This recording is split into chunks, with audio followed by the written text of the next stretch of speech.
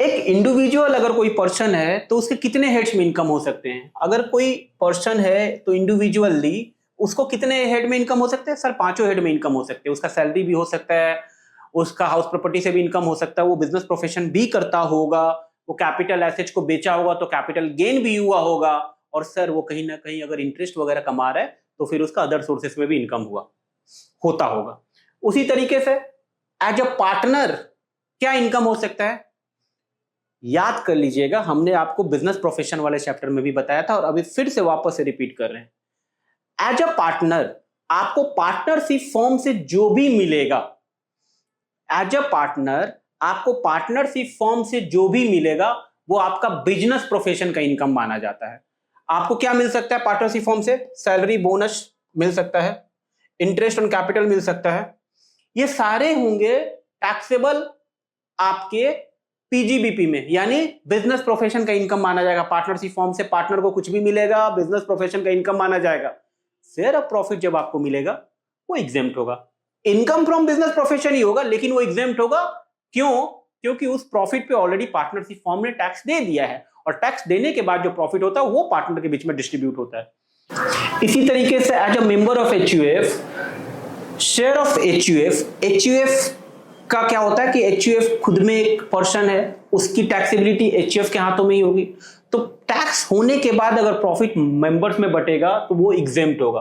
तो share of income of HUF is always exempt. Income from इम्पार्टिबल estate of HUF is taxable in the hands of holder of the estate who is the eldest member of HUF. इम्पार्टिबल estate अगर है HUF का और वहां से कोई income आ रहा है, तो जिस एल्डेस्ट मेंबर के हाथ में ये आएगा इनकम, उसके हाथ में टैक्सेबल होगा।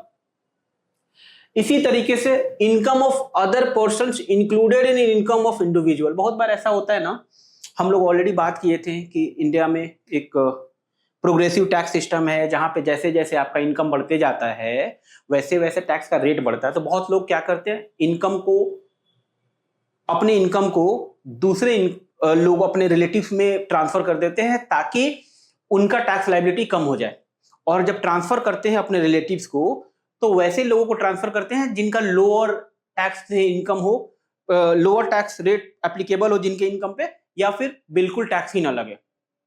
जैसे transfer is income where there is a transfer of income without transfer of assets. Assets आपने ट्रांसफर नहीं किया, इनकम ट्रांसफर कर दिया। मेरे नाम पे घर है, मैंने रेंट एग्रीमेंट अपनी वाइफ के नाम से कर लिया, अब उनको रेंट मिल रहा, एसेट्स तो मेरे नाम से है, तो मेरे इनकम इंक्लूड होगा, उनके नाम पे नहीं होगा।